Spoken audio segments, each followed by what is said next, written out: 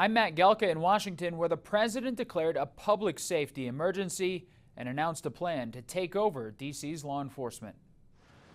This is Liberation Day in D.C. The president announced a federal takeover of Washington, D.C.'s police department, along with the deployment of National Guard troops in the nation's capital. It's an effort to fight what he believes is out-of-control crime. And we're getting rid of the slums, too. We have slums here. We're getting rid of them. I know it's not politically correct. You'll say, oh, so terrible. No, we're getting rid of the slums where they live. The crackdown also comes with the promise of using federal police and agents in city streets, a pledge to bring in active military if necessary, and Trump didn't rule out trying to do the same in other cities. We have other cities also that are bad, very bad. You look at Chicago, how bad it is. You look at Los Angeles, how bad it is. We have other cities that are very bad. New York has a problem. We're starting very strongly with D.C., and we're going to clean it up real quick. A recent alleged attack on a former DOJ staffer in D.C. who was left bloodied after trying to stop a carjacking seems to be playing into the federalization push. The city also had to implement curfews for minors after large groups of teenagers had been vandalizing different areas. The administration says they'll try to do away with no-cash bail nationwide while trying to enforce harsher punishments for young people starting in D.C. They know that we can't touch them. Why?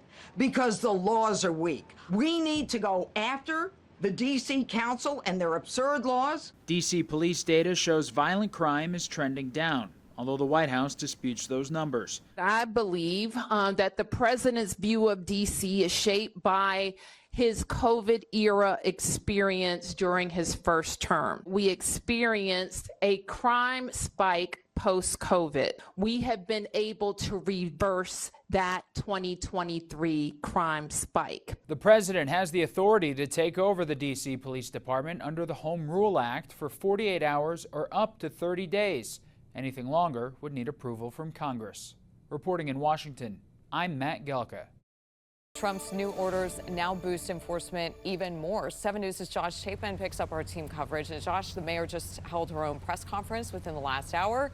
At 4, you mentioned how she talked about the president's first term during the pandemic, how she believes that may have shaped his view of crime in the district. Break down what else she's saying now in response to this federal takeover.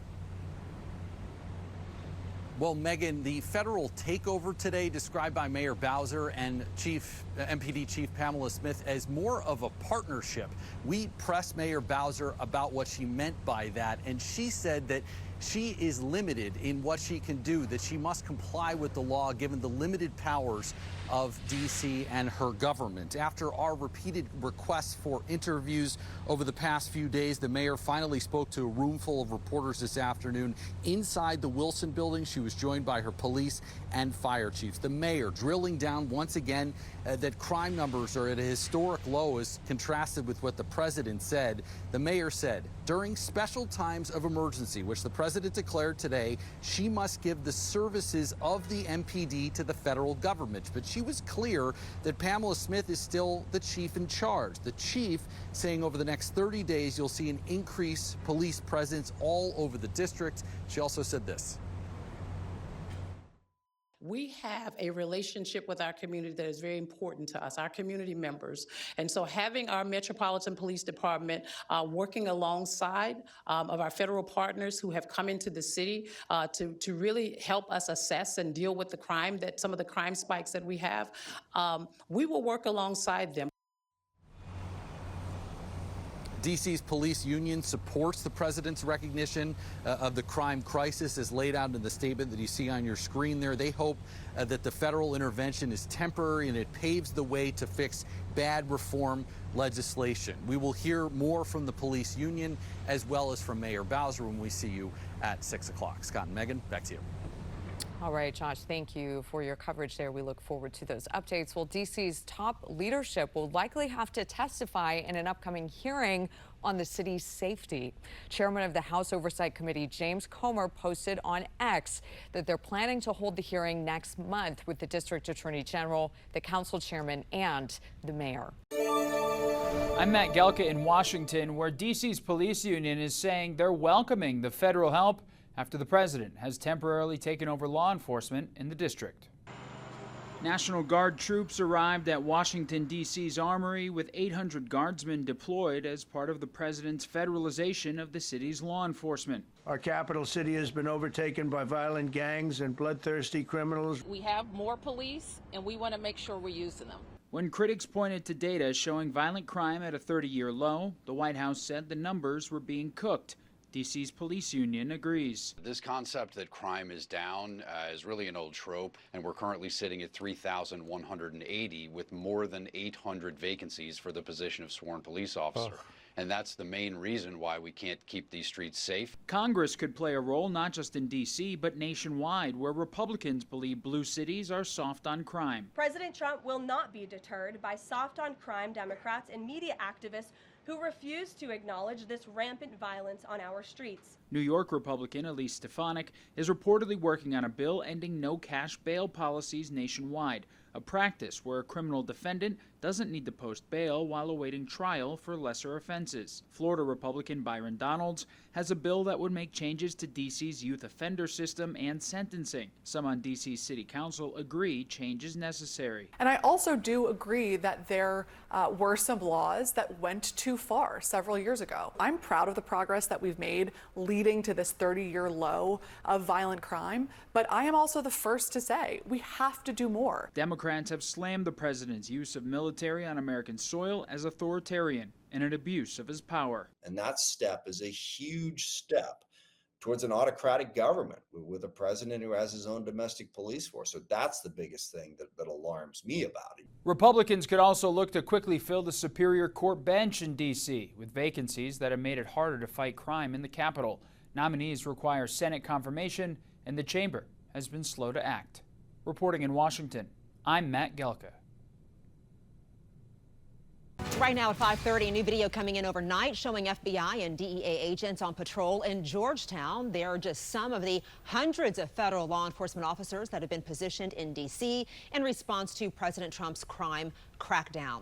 Thanks for being with us this Wednesday morning. I'm Adriana Hopkins. And I'm Melanie Hastings in for Adam Longo. A White House official says since the federal takeover of D.C. police on Monday, the 60 arrests have been made so far. Well, that includes arrests for murder, drugs, gun offenses, stalking, DUI, and others.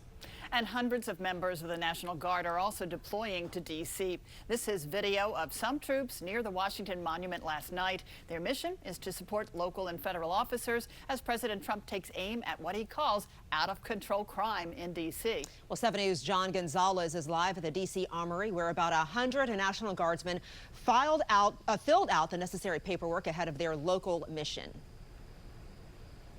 That's right, Adriana. Good morning. And staffers here at the D.C. Armory tell me that they are expecting very long days with a lot of overtime, similar to what they saw back in 2021 when the J6 Capitol breach happened. More than 25,000 D.C. National Guard soldiers were activated to secure the Capitol. Well, this time around, 800 of these soldiers have been deployed here locally, and many of them started arriving yesterday while our cameras were rolling. The Guard and federal agents are part of this rare mobilization, and Mayor Muriel Bowser says she wants to make the most of it. She sat down Tuesday with U.S. Attorney General Pam Bondi, who's now leading this public safety effort here in the district. There are opportunities for us to build upon our community engagement with our federal partners who work with us every day, and this is the time for us to do that. What I'm focused on is the federal surge and how to make the most of the additional officer support that we have. Now, Pam Bondi did not go on camera yesterday, but did say in a statement that she found the meeting to be productive and pledging close collaboration with D.C. officials. However, there's already plenty of opposition. The group Move On says more than 29,000 people, residents here in the district, have already signed a petition calling on Congress to stop what they call a militarized takeover here in the nation's capital. Reporting live, John Gonzalez, 7 News. Now, we've been telling you crime is down in D.C., specifically violent crime, which is down 26% compared to the same time last year. But for many, crime is still top of mind. U.S. Attorney for D.C., Jeanine Pirro, is pushing back on the reports that crime is down. She references data showing 23 teenagers were shot and killed in D.C. last year, and 16 have been shot and killed this year. You tell these families crime has dropped. You tell the mother of the intern who was shot going out from McDonald's near the Washington Convention Center, oh, crime is down. You tell the kid who was just beat the hell and back with a severe concussion and a broken nose, crime is down. No, that falls on deaf ears, and my ears are deaf to that. Well, Pirro argues D.C. still has a high violent crime rate, even if it's declined from record highs. She blames so-called soft-on-crime policies like no cash bail, youth rehabilitation and probation programs, record sealing, and family court programs. Advocates for juvenile intervention argue there needs to be more of a focus on why kids commit crimes than on their punishment. Of course, stay with 7 News as we continue to follow the federal takeover of D.C. police and the deployment of the National Guard. We have more insight into how this operation works and what D.C. police officers are saying about it. You can find that on our homepage.